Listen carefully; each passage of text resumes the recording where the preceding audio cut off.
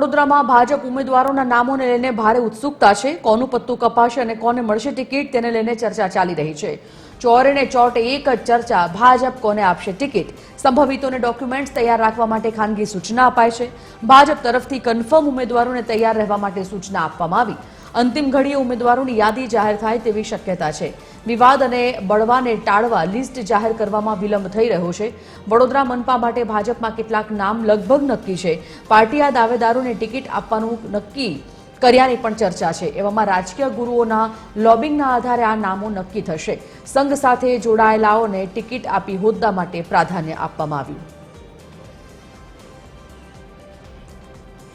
Associate editor Amit Thakor live જોડાઈ ગયા છે વડોદરાથી। અમિત પાસેથી જાણીએ વિગત। અમિત, ઉમેદવારોમાં ખાસી એવી ચર્ચા, સૌ કોઈ રાહ જોઈ રહ્યા છે, આશાસ્પદ છે। જે લોકોને લાગે છે કે પોતાનું નામ આ લિસ્ટમાં આવશે, આતુરતાનો અંત ક્યારે આવી શકે છે, શું લાગે છે?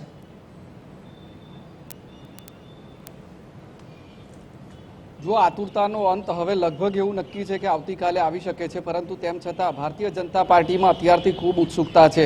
ભાજપમાં કોને ટિકિટ મળશે અને કોના પત્તા કપાશે તેને લઈને ચોરે ને ચૌટે ખૂબ ચર્ચાઓ ચાલી રહી છે। વડોદરામાં મહાનગરપાલિકામાં પણ ભારતીય જનતા પાર્ટી કોને ટિકિટ આપી શકે છે તેને લઈને ખૂબ ઉત્સુકતા છે તેવા નામોને લઈને, અને એમાંના કેટલાક નામો ભારતીય જનતા પાર્ટી દ્વારા લગભગ નક્કી કરી લેવામાં આવ્યા છે અને તેમને પાર્ટી ટિકિટ આપી શકે છે તેવા નામોની એક સંભવિત નામોની યાદી જેઓ લગભગ નક્કી છે તે યાદી TV13 પાસે છે। અને આ જે નામો છે તેમને પાર્ટી વડોદરા મહાનગરપાલિકામાં ટિકિટ આપી શકે છે। તેમાં સૌથી પહેલું નામ સંજય સોલંકીનું સંભળાઈ રહ્યું છે, જે MS યુનિવર્સિટીમાં પ્રોફેસર છે અને સંઘ સાથે સંકળાયેલા છે। વોર્ડ નંબર 18 અથવા 12 બેમાંથી એક જગ્યાએ પાર્ટી તેમને ટિકિટ આપી શકે છે। આ ઉપરાંત સમીર વાઘેલાને ભારતીય જનતા પાર્ટી વડોદરામાં વોર્ડ નંબર 11 માંથી લડાવી શકે છે। આ ઉપરાંત શિક્ષણ સમિતિના ચેરમેન આદિત્ય પટેલને, જે સંઘ સાથે જોડાયેલા છે, તેઓને પણ Bharatiya Janata party ward number 7 માં ટિકિટ આપી શકે છે। વોર્ડ નંબર 4 માં ભારતીય જનતા પાર્ટી અજીત દધીચ અથવા મિથિલેશ પટેલ બેમાંથી એકને ટિકિટ આપી શકે છે। આ ઉપરાંત વોર્ડ નંબર 2 માં પણ ખૂબ રસાકસી છે। મહાવીરસિંહ રાજપુરોહિત અથવા ભાણજી પટેલ, આ બેમાંથી એક નામ લગભગ નક્કી છે। શૈલેષ પાટીલ જેઓ માંજલપુરમાંથી આવે છે, વોર્ડ નંબર 18 માં તેમની ટિકિટ પણ ફાઇનલ માનવામાં આવી રહી છે। ભાવેશ અંબાલાલ પટેલ એક નવું નામ છે ભારતીય જનતા પાર્ટીમાં આ વખતે, વોર્ડ નંબર 18 જેઓ બિલ્ડર છે, માંજલપુરથી આવે છે અને તેનું નામ પણ લગભગ નક્કી માનવામાં આવી રહ્યું છે। આ ઉપરાંત વોર્ડ નંબર 12 માં કેતન પટેલ ઉર્ફે કક્કુને પણ ટિકિટ આપવામાં આવી શકે છે। વોર્ડ નંબર 12 માં જ ઉપેન્દ્ર અરગડેનું નામ પણ ચાલી રહ્યું છે, તેઓ પણ લગભગ ફાઇનલ માનવામાં આવી રહ્યા છે। આ ઉપરાંત વોર્ડ નંબર 5 માં તેજલ વ્યાસ, વોર્ડ નંબર 7 માં નિર્વિવાદિત ચહેરો શ્રીરંગ આયરેને પણ ટિકિટ પાર્ટી આપી શકે છે, તે નામ પણ લગભગ નક્કી છે। આ ઉપરાંત વોર્ડ નંબર 11 માં નરવીરસિંહ ચુડાસમા અને સંઘમાંથી આવતું કિરણ સાળુંકેનું નામ, આ બેમાંથી એકને પાર્ટી ટિકિટ આપી શકે છે। વોર્ડ નંબર 10 માં ધર્મેન્દ્ર પંચાલ, આ ઉપરાંત શૈલેષ જયસ્વાલને વોર્ડ નંબર 4 માંથી, આ એક નવું નામ છે, વોર્ડ નંબર 14 માંથી શૈલેષ જયસ્વાલને પાર્ટી ટિકિટ આપી શકે છે।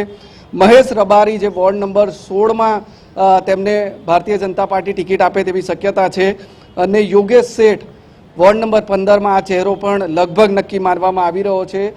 શૈલેષ સોટા ધારાસભ્યનો ખાસ ચહેરો છે, માનીતો ચહેરો છે, એટલા માટે તેને ટિકિટ મળી શકે છે।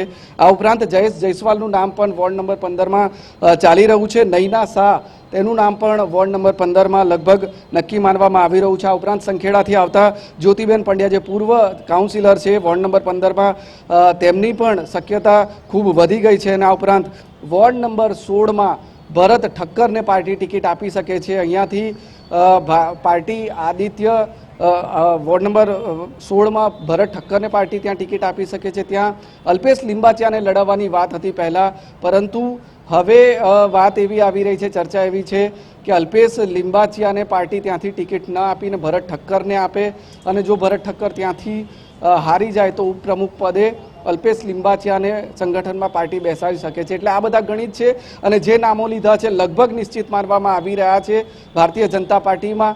હવે જાહેરાત થવાની વાર છે, જે આજે થવાની શક્યતા હતી, પરંતુ હવે મોસ્ટ પ્રોબેબલી આવતીકાલે થવાની શક્યતા છે। છેલ્લી ઘડીએ આવતીકાલે 10 વાગે ભારતીય જનતા પાર્ટીના આ સહિતના તમામ જે વોર્ડ 19ના 76 જે ઉમેદવારો છે, ફાઇનલ લિસ્ટ છે ભારતીય જનતા પાર્ટીનું વડોદરાનું, એ આવતીકાલે જાહેર થઈ શકે છે।